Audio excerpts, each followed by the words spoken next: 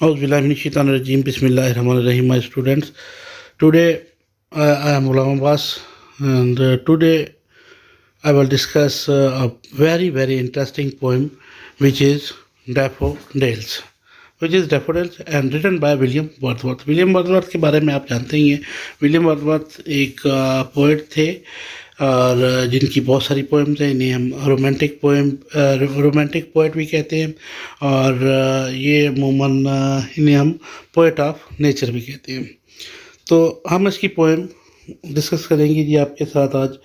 Poem का name है जी daffodils और इसके मैंने इसे according to examination point of view आपके लिए मैंने इसे छोटे छोटे पार्ट्स में डिवाइड कर लिया। दो लाइन की इसकी मैं आपको ट्रांसलेशन करवाऊंगा, इसकी एक्सप्लेनेशन करवाऊंगा। तो एक्सप्लेनेशन स्टार्ट करते हैं। जैसे ही हम लोग स्टार्ट करते हैं, सबसे पहले हम लोग रेफरेंस लिखते होते हैं, जैसे कि हमारे एग्ज़ाम में पूछा जाता है। तो रेफरेंस में हमने दो चीज़ें बतानी होती हैं। नंबर 1 पे हमने पोएम का नाम बताना होता है और दूसरे नंबर पर पोएट का नाम। तो और इसके हमारे पास फेडरल बोर्ड के अंदर 2 नंबर होते हैं, बाकी बोर्ड में भी इसी तरह यही तरतीब होती है। तो these line have been taken from the poem daffodil written by William Wordsworth. तो वो जो 2 लाइन्स हैं वो ये हैं, I wandered lonely as a cloud. ये जो एज अ क्लाउड है, ये यहाँ पर सिमिली यूज हुई है। That floats on high over vales and hills. That floats जो कि तैरता है ऑन हाई बहुत बुलंदी पर, ओवर वेल्स वादियों में, एंड हिल्स और पहाड़ों के ऊपर और वादियों में। मैं उस आवारा बादर की तरह घूम फिर रहा था जो वादियों में और पहाड़ों की ऊंचाइयों में ऊपर घूमता रहता है। तो पैराफ्रेज में चलते हैं जी। In the given line the poet says that once he was wandering all alone just like a cloud that floats over the vales and hills. When he was traveling to Lake District of England, he was the poet of nature. तो हमने यहाँ पर ये भी बता दिया कि he was poet of nature। तो इस 2 लाइन्स के अंदर जो हमने यहाँ पर फिगर ऑफ स्पीच यूज़ हुए हैं वो है as a cloud. As a cloud ये आपको पता ही है, जहाँ पर एज यूज़ हो जाए वो सिमिली होती है। तो क्लाउड दूसरी तरफ अगर देखते हैं, क्लाउड शायर यहाँ पर अपने आप को क्लाउड कह रहा है, ठीक है, मैं क्लाउड की तरह। तो ये क्लाउड क्या हो गया? पर्सोनिफिकेशन का पता है ना, कि जब इंसान अपने आप को किसी दूसरे यानी इंसान या शायर अपने आप को किसी चीज़ से मुशाबहत करार देता है तो उसे हम पर्सोनिफिकेशन कहते हैं। और यहाँ पर जो हा साउंड है हाई, ठीक है जी, हाई एंड ये 2 दफ़ा यूज़ हुई है, तो इसे हम क्या कहेंगे? Hills and high. ये हमारे पास alliteration repetition of same sound. तो यहाँ तक आपको समझ आ गई बेटा। चलते हैं जी नेक्स्ट पेज की तरफ। दूसरी जो 2 लाइन्स हैं उनकी तरफ चलते हैं। When all at once I saw a crowd a host of golden daffodils. तो यहाँ पर रेफरेंस है जी, these line have been taken from the poem daffodil written by William Wordsworth. Paraphrase में चलते हैं। In these line the poet says that at once he saw countless golden daffodils just like a host which is ready to welcome his guest. He was the poet of nature। चलिए जी, he was the poet of nature, ये तो बात हमें पता ही है। और यहाँ पर ये कह रहा है कि when all at once, जब अचानक मेरी I saw a crowd। और जो क्राउड होता है ये ह्यूमंस का होता है, ठीक है। क्राउड हम पौधों के लिए क्राउड का लफ्ज़ यूज़ नहीं करते, लेकिन पोइट ने क्योंकि यहाँ पर क्राउड वर्ड यूज़ किया है तो क्राउड ह्यूमंस के लिए होता है, तो ये पर्सोनिफिकेशन हो गई। और होस्ट, और जो होस्ट होता है मेज़बान। और इसी तरह से अब वो जो पौधे थे वो इसके होस्ट बने हुए थे, तो होस्ट ये भी पर्सोनिफिकेशन के लिए यूज़ हो गया, ठीक है जी। व्हेन ऑल एट वन, जब अचानक आई सा क्राउड, मैंने एक हजूम देखा। हजूम किस चीज़ का? गोल्डन डैफोडिल का उसने देखा। अ होस्ट, और वो मेज़बानी कर रहे थे आप गोल्डन डैफोडिल। अब गोल्डन डैफोडिल जो होते हैं ये इनका जो कलर होता है वो वाइट होता है, लेकिन यहाँ पर ये क्या कह रहा है? गोल्डन, सुनहरी रंग के। तो ये जो मंज़र था ये इसे बहुत दिलकश लगा, खूबसूरत लगा, जिसकी वजह से ये इसे सुनहरी फूल कह रहा है कि ये उसके मेहमान बन के, उसके मेज़बान बन के अपने मेहमान की तैयारी के लिए एक हजूम इकट्ठा हुआ था जो कि उसे वेलकम कह रहा था। यहाँ तक समझ आ गई जी। चलिए जी नेक्स्ट 2 लाइन्स की तरफ चलते हैं। Beside the lake beneath the trees. Beside the lake के बिल्कुल नीचे, बिसाइड साइड के साथ साथ, साइड होती है साथ, बी साइड साथ साथ साथ, लेक के साथ साथ, नदी के साथ साथ, वो जो एक छोटी सी पानी की एक झील थी उसके बिल्कुल साथ साथ, बीनीथ द ट्रीज, दरख्तों के नीचे, fluttering and dancing in the bridge. Fluttering, अच्छा अपने सर को जब हिला हिला के, जब वो डांस देखा ना, ब्रेक डांस जिसमें सरों को हिला के सिर्फ डांस किया जाता है, and dance in the breeze. अच्छा ब्रीज, ब्रीज कहते हैं सुबह सुबह सुबह के वक्त जो ठंडी ठंडी हवा चल रही थी जो बहुत मज़े की होती है गर्मियों के अंदर, उसे हम ब्रीज कहते हैं। बिसाइड द लेक, नदी के साथ साथ, बीनीथ द ट्रीज, दरख्तों के नीचे, फ्लटरिंग, सरों को हिला के डांस कर रहे थे, एंड डांसिंग इन ब्रीज, जो कि सुबह की ठंडी हवा में ये डांस कर रहे थे। रेफरेंस के लिए हम लिखेंगे these lines have been taken from the poem daffodil written by William Wordsworth. Paraphrase में, in these line the poet William Wordsworth is telling us about the position of daffodils. He says that these golden daffodils were growing beside the lake under the tree, fluttering and dancing happily in the breeze. तो figure of speech जो dance है, dance आप देखिए, dance पौधे dance नहीं करते और ना ही दरख्त डांस करते हैं, बल्कि डांस क्या करते हैं, डांस डांस तो ह्यूमन बीइंग्स करते हैं। और डांस जो वर्ड है यहाँ पर, ये क्या है, पर्सोनिफिकेशन है। यहाँ तक मेरे बच्चों को समझ आ गई। चले जी नेक्स्ट चलते हैं। नेक्स्ट है जी, count continuous as the star that shine. मुसलसल चमक रहे थे, जैसे आप आसमान पर देखें तो सितारे जो मुसलसल चमकते रहते हैं, इसी तरह से ये भी मुसलसल इनकी जो चमक थी वो चमक रहे थे। And twinkle in the milky way, और रात के वक्त ट्विंकल ट्विंकल चमकना in the milky way. Milky way एक वो जो हज़रत नूह अलैहिस्सलाम का, हम जिसके बारे में कहते हैं कि एक वो रास्ता बना हुआ है आसमान के ऊपर, वहाँ पर जो सितारे होते हैं उनकी जो ग्लो होती है, जो चमक होती है, वो कुछ ज़्यादा होती है। तो यहाँ पर ये कह रहे हैं कि ये उस तरह से चमक रहे थे और इनकी चमक बहुत continuous as the star that shine, बिल्कुल उसी तरह से ये भी चमक रहे थे जैसे सितारे चमकते हैं। And twinkle on the milky way, और इनका भी एक रास्ता था क्योंकि ये बे के साथ साथ लंबे दूर तक नजर आ रहे थे, तो इसलिए। पैराफ्रेजिंग की तरफ चलते, the poet says that the daffodil were continuous as star which shines on the milky way at night time. Figure of speech, जो स्टार है, स्टार्स का जो चमकना है, स्टार एज का वर्ड यहाँ पे यूज हो गया, तो क्या हो गया बेटा, सिमली। शाबाश, यहाँ तक मेरे बच्चों को समझ आ गई। चलिए जी नेक्स्ट पेज पे चलते हैं जी, और जल्दी से जी। They stretch in never ending lines along the margin of bay. Stretch, फैले हुए, स्ट्रेच कहते हैं फैलना, नेवर एंडिंग लाइन, ना ख़त्म होने वाली, यानी उसने जब देखा तो ना ख़त्म होने वाली लाइन, जहाँ तक उसकी नज़र पहुँची वहाँ तक फूल ही फूल थे, वहाँ तक वो पौधे ही पौधे थे। तो इन्हीं वो क्या कह रहा है, नेवर एंडिंग लाइन, जहाँ तक उसने देखा वहाँ तक उसे वही कुछ नज़र आया। अलॉन्ग द मार्जिन ऑफ बे, अच्छा ये जो बे होती है ना, ये साथ साथ किनारा होता है, जिसे हम ये सराइकी ज़बान में पतन कहते हैं। वो इस पे गाने भी बने हुए हैं, पतन पे ना, पतन पे आके बैठे, और ये वो जो पतन होता है ना, वहाँ पर तो पानी होता है लेकिन थोड़ा गहरा, जो उसकी गहराई होती है वो कम होती है। ख़वातीन अक्सर वहाँ पर जो जहाँ पर कम गहराई होती है वहाँ पर बैठ के कपड़े धोती हैं, वो बे होती है, margin of bay. Margin of, जहाँ पर ये स्टीप नहीं होता बल्कि थोड़ा सा ऐसा ऐसा ऐसा वो पानी गहरा होता जाता है, तो इसे मार्जिन ऑफ बे कहते हैं। तो मार्जिन ऑफ जो बे वाली जो जगह थी, यहाँ पर ये फैले हुए थे और जहाँ तक उसकी निगाह गई वहाँ तक ये फैले हुए थे। मेरे बच्चों को समझ आ गई।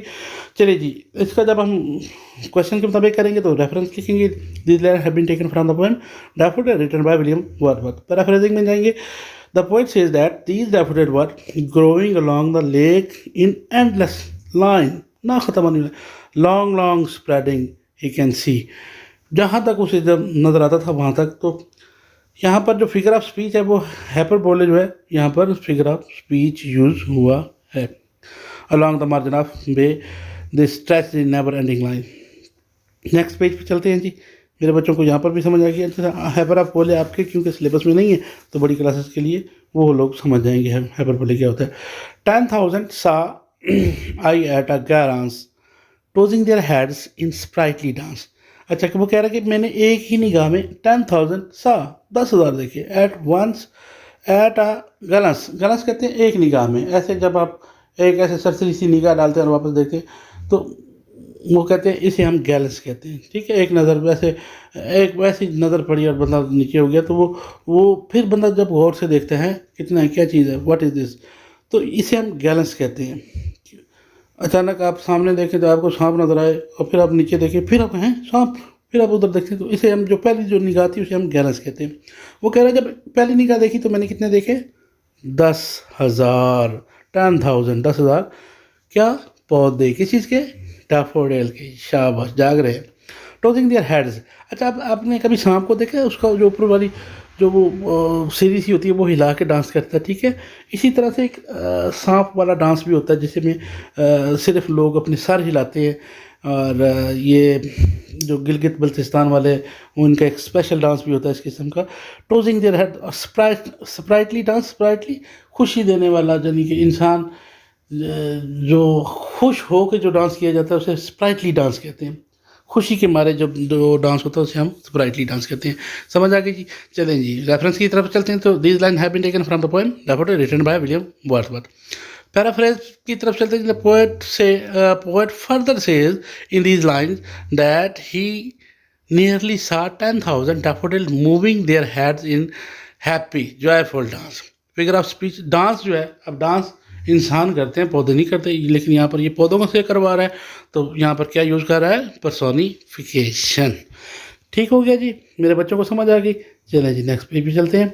नेक्स्ट पेज पे जी, the wave beside them dance but they did out the sparking wave in glee. अच्छा, कहता है द वेव्स, लहरें, बिसाइड दैम डांस, जो नदी है, नदी के जो पानी है उसमें भी तो लहरें होती हैं ना, वेव्स, ये वो वाली लहरें हैं जो पानी के ऊपर जो लहरें बनती हैं, पानी पे आते हुए जाते हुए लहरें जो बनती हैं।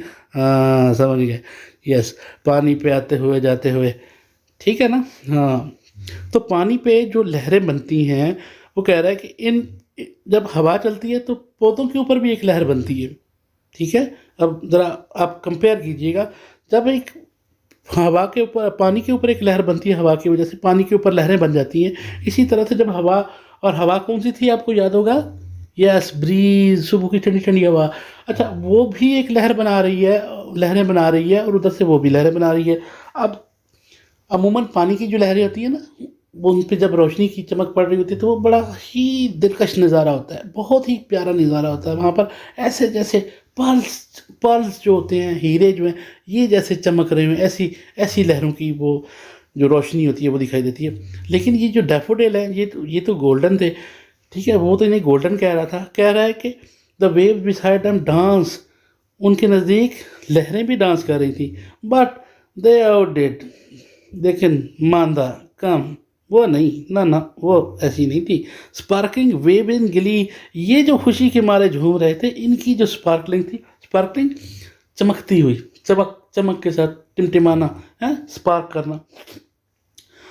और इनकी जो स्पार्किंग गिली थी, इनकी जो खुशी वाली जो लहरें थी, इनका ये तो अपने लिहाज से कमाल थी जी। समझ आई मेरे बच्चों को जी। Reference, this line have been taken from the poem daffodil written by William Wordsworth. Paraphrase की तरफ चलते हैं। In the line, the poet says that the waves of this lake were also dancing happily, but the dance of the daffodil were far more superior to the dance of the waves. Waves पानी की लहरें। तो यहाँ पर जो dance है, फिर वही figure of speech he use हुआ है। चलिए जी, यहाँ तक समझ आ गई, कोई इशू तो नहीं है। नेक्स्ट है जी, the poet could not but be gay in such a jocund company। अच्छा, जॉकंड कहते हैं एक ऐसी कंपनी, एक ऐसे दोस्तों की, कि ऐसी महफिल जिसमें हंसाने वाले लोग हों, जिसमें खुशी देने वाले लोग हों, जिसमें इंसान खुश होता है, जो जॉकंड कंपनी होती है, जॉकंड कंपनी होती है, ठीक है जी। The poet could not be, कहते हैं कि एक ऐसी महफिल हो जहाँ पर यार दोस्त हों और वो खुशी की बातें कर रहे हों, तो ऐसी, तो शायर यहाँ पे क्या करेगा, अरे भाई शायर तो पहले ही छोटी छोटी चीज़ों को देख के खुश होता रहता है, और ऐसी महफिल में आके तो उसके जो दिल है उसको तो चार चांद लग जाएंगे, वो तो बहुत ज़्यादा। कहते हैं ऐसे लम्हात में जो कि शायर, और फिर मैं शायर होके ऐसा नज़ारा मेरे सामने हो, तो फिर जनाब क्या बल्ले बल्ले हो जाएगी, ठीक है जी। तो reference, this line have been taken from the poem daffodil written by William Wordsworth. In the lines, the poet feels happy in joyous company of the daffodil. तो ये जो जी है, गा साउंड है, जॉकंड कंपनी, और गे और ये बार बार एक ही दो लाइनों में ये दो मरतबा इस्तेमाल हो गया, तो ये alliteration is repetition sound, repeating sound, बार बार जो आवाज़ें इस्तेमाल होती रहती हैं। चलें जी, I gazed and gazed but little thought. Gazed, टिक टिकी बांध के किसी चीज़ को गौर से देखना, हाँ, अब बैठ मेरे पास, है जी, वो कहते हैं ना, बैठ पास पास तुझे देखता रहूं, देखता रहूं, देखता रहूं, देखता रहूं, मरी जाऊं। चलिए जी। I gazed and gazed but little thought. मैं उसे देखता रहा, तकता रहा, तकता रहा और तकता रहा, और लिटल थाट, और थोड़ा ज़हन में सोचा भी कि what a wealth the show to me had brought, कि ये जो नज़ारा है ये मेरे लिए किस कदर खुशी लेकर आया है। मैं देखता रहा, और फिर मैंने सोचा कि ये जो नज़ारा है इसने मुझे किस कदर खुश कर दिया, किस कदर मुझे इसने हैप्पी कर दिया। चलिए जी, रेफरेंस की तरफ चलते हैं जी। These line have been taken from the poem daffodil written by William Wordsworth. तो पैराफ्रेज चलते हैं जी। In these line the poet says he started to keep on seeing the golden flowers this side as bright him a great wealth. ये जो नज़ारा है इसे एक, यानी इतनी दौलत भी बंदे को मिल जाए तो इतनी खुशी नहीं होती जितना ये नज़ारा जो था वो उसको खुशी दे रहा था। तो अगेन गा साउंड कहाँ पे है जी? गा साउंड देखिए, गेज्ड गेज्ड गेज्ड, गा थाट, ठीक है जी। ये जो गा है ये यहाँ पर फिगर ऑफ स्पीच है, ये एलिट्रेशन है, रेपिटेशन ऑफ साउंड है। तो यहाँ तक मेरे बच्चों को समझ आ गई। चलिए जी, नेक्स्ट चलते हैं जी। नेक्स्ट है जी, for oft when on my couch I lie in vacant or in pensive mood. कहता और जब कभी कभार when on my couch I lie, मैंने एक जगह पे पढ़ा था, लेकिन बाकी जगहों पे तो बिस्तर और चारपाई को ही काउच कहते हैं, लेकिन एक जगह पे मैंने स्पेशल भी ये पढ़ा था कि जो अकेला बंदा होता है, जो छड़ा होता है, जिसकी बीवी बच्चे नहीं होते, उसका जो बिस्तर होता है उसे काउच कहते हैं। चलिए, लेकिन बाकी किताबों में आम तौर पर चारपाई के लिए इस्तेमाल करते हैं या फिर बिस्तर के लिए कहते हैं। तो वो कह रहा है कि जनाब, for oft when on my couch I lie, जब मैं कभी कभार अपने बिस्तर पर लेटता हूँ, कभी कभार वो लम्हे कौन से हैं? इन वैकेंट, वैकेंट कहते हैं खाली को, खाली दिमाग में कोई काम नहीं हो, सुबह कोई काम नहीं करना, अब आज सैटरडे नाइट है, बस इजी हूँ, तो ये वैकेंट हो गया जी। बिल्कुल, जब बंदा दुनिया के दुख दर्द से, दुनिया की टेंशनों से आज़ाद होकर एक लम्हा उसके पास होता है तो वो वैकेंट मूड होता है। और या फिर पेंसिव मूड, पेंसिव जब बहुत ज़्यादा प्रेशर पे कोई काम जहन में अटका हुआ हो और इंसान परेशान हो तो उसे हम पेंसिव मूड कहते हैं। तो जनाब, यहाँ पर हमारे जो विलियम वर्ड्सवर्थ साहब हैं वो ये कह रहे हैं, for oft when on my couch I lie, और जब कभी अपने बिस्तर पर मैं लेटता हूँ, खाली दिमाग में होता है, यानी कि मैं बिल्कुल सोचों से आज़ाद होता हूँ, या फिर बहुत ज़्यादा काम का प्रेशर होता है, तो फिर वो अगली लाइन में। This line have been taken from the poem daffodil written by William Wordsworth. The poet says that whenever he lies in his bed in a gloomy mood or to be exact, gloomy mood अफसुर्दा सा होके, are in rest mood में होता हूँ। तो figure of speech यहाँ पर as such कोई नज़र नहीं आया मुझे। तो नेक्स्ट चलते हैं जी। They flash upon that inward eye in which is bliss of solitude. जी, ये ज़रा गौर करने वाली बात है, ये ज़रा सुनने वाली बात है कि यहाँ पर पोइट जो है उसने किस तरह से अपनी वो ख्यालात का इज़हार किया है। दैट फ्लैश अपॉन वो नज़ारा इन वर्ड आई, आंखों के अंदर ओपन हो जाता है। अब देखिए, हमारे पास जो कैमरा होता है, जो आम कैमरा होता है, वो एक कैमरे की जो क्या कहते हैं, आमतौर पे एक वर्ड भी सुनने को आपको मिला होगा, कैमरे की आंख में बंद हो गया, कैमरे की आंख में बंद हो गया जनाब, वो नज़ारा कैमरे की आंख में बंद हो गया। तो वो एक लम्हा होता है जब कैमरे की आंख खुलती है और जो जितना भी सामने नज़ारा होता है वो कैप्चर हो जाता है, वो उसके अंदर बंद हो जाता है, और फिर जब भी हमारा मूड होता है, जब भी हमारा दिल होता है, हम उस नज़ारे को देखते हैं। ठीक हो गया। तो ये शायर साहब हमारे जो हैं विलियम वर्ड्सवर्थ साहब, ये भी कुछ ऐसे ही ख्यालात रखते हैं। कहते हैं कि वो जो नज़ारा था, अब ये इसने तकरीबन 10 साल बाद ये पोएम पब्लिश करवाई थी, और उसमें भी पहले इसका टाइटल कुछ और था, फिर इन्होंने जो इसके राइटर्स थे उन्होंने कुछ और 20 सालों बाद इसको दोबारा, तो वो अब कहते हैं 20 साल गुजर चुके, 10 साल गुजर चुके, लेकिन जब कभी मैं पेंसिव मूड में होता हूँ या फिर वैकेंट मूड में होता हूँ, तो जैसे ही मैं सोचता हूँ तो वो जो फ्लैश ऑफ लाइट है वो in front of my eyes आ जाता है, आंखों के सामने वही नज़ारा आ जाता है। क्या नज़ारा था कि डैफोडिल्स के फूल जो है, दे वर डांसिंग इन ब्रीज, वो डांस कर रहे थे, वो नज़ारा इसकी आंखों के सामने आ जाता है, विच इज़ द ब्लेस। हाँ, वो कहते हैं ना कि याद माजी अजाब है यारद, छीन ले मुझसे हाफ़िज़ मेरा। जब ये भी एक ब्लेसिंग होती है, एक नेमत होती है अल्लाह ताला की, कि आपको पिछला माजी याद आ जाए, या आपके लिए कोई कोई ऐसी कोई बात आप जब जो आपको याद रह जाए, ये एक ब्लेसिंग होती है, ये एक बहुत बड़ी ब्लेस होती है, एक नेमत होती है, अल्लाह ताला का एक रहम होता है, अल्लाह ताला का एक ख़ास करम होता है कि इंसान कुछ चीज़ें याद रखता है, विच इज़ ब्लेस ऑफ सॉलिट्यूड। और ये एक तन्हा सॉलिट्यूड, अकेले तन्हा, ये एक ही लम्हा है जो कि मेरे जहन में बिल्कुल उसी जैसे फ्लैश ऑफ लाइट जो होती है महफूज हो जाती है, इसी तरह से ये एक लम्हा मेरे जहन में अक्स किए हुए है, महफूज है। और जब कभी मैं पेंसिव मूड में होता हूँ या फिर मैं वैकेंट मूड में होता हूँ तो वो फ्लैश ऑफ लाइट मेरी आंखों के सामने आ जाता है। और फिर क्या होता है विच इज़, और ये एक अल्लाह ताला की बहुत बड़ी नेमत है। द पोएट, रेफरेंस की तरफ चलते थे। These line have been taken from the poet daffodil written by William Wordsworth. Paraphrase है जी, in the poet in these line describes his inner feelings about his mood. He says that the reflection of the beautiful daffodil comes to his mind. The poet thinks that the sight of the daffodil is a blessing and is a permanent source of pleasure for him, which is only best scene of my life, in his life. तो figure of speech flash, flash जो है ना, flash ये यहाँ पर metaphor है।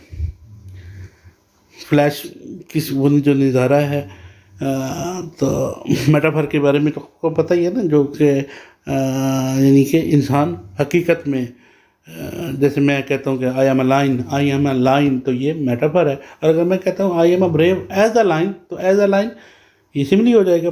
तो ये फ्लैश है, ये डायरेक्ट इशारे की बात कर रहा है, तो ये मेटाफर हो गया यहाँ पर जी। तो मेरे बच्चों को यहाँ तक समझ आ गई। चलिए जी नेक्स्ट चलते हैं। And then my heart is with players and dance with the daffodil. और कहता है जब वो नज़ारा मेरी आंखों के सामने आता है तो फिर क्या हो जाता है जनाब, मेरा दिल जो है खुशियों से भर जाता है और मैं भी उठ के झूम उठता हूँ। और मेरा दिल उसी तरह से डांस करता है जैसे वो फूल, गोल्डन फूल जो थे वो डांसिंग इन ब्रीज कर रहे थे, इसी तरह से मेरा दिल भी जो है वो उसी हवा के साथ नाचना शुरू कर देता है। तो reference, this line have been taken from the poem daffodil written by William Wordsworth. Paraphrase है, he feels happy and his heart begins to dance with the daffodil. The poet thinks that the sight of the daffodil is a blessing and a permanent source of pleasure for me. Start to dance with that moment. To dance, यहाँ पर जो dance है, dance आपको मैंने पहले ही बताया कि dance human करते हैं, पौधे नहीं करते। तो ये क्या है, पर्सोनिफिकेशन है। तो थैंक यू वेरी मच मेरे बच्चों। अगर आपको मेरी मेहनत, मेरा ये काम पसंद आया है तो सब्सक्राइब ज़रूर कीजिएगा, बल्कि अपने दोस्तों से भी कहिएगा और मुझे सब्सक्राइब करें, लाइक करें, शेयर करें, ताकि शेयर ज़्यादा से ज़्यादा करें ताकि ज़्यादा से ज़्यादा लोग इससे फ़ायदा हासिल कर सकें। Thank you very much. और लास्ट में बेटा, अगर आपने कुछ पूछना है तो मुझे लाइव आप कमेंट्स कर सकते हैं। व्हाट्सएप नंबर भी होता है डिस्क्रिप्शन में, व्हाट्सएप नंबर भी होता है, ईमेल भी होता है, आप मुझे ईमेल कर सकते हैं, व्हाट्सएप पे बात कर सकते हैं या मुझे कमेंट करके पूछ सकते हैं। तो रिक्वेस्ट बेटा यही है कि आपने मुझे सब्सक्राइब ज़रूर करना है। Thank you very much. अल्लाह पाक आप सबको खुश रखे और अल्लाह पाक आपको बहुत ज़्यादा अच्छे नंबरों से पास करे। आमीन सुम्मा आमीन।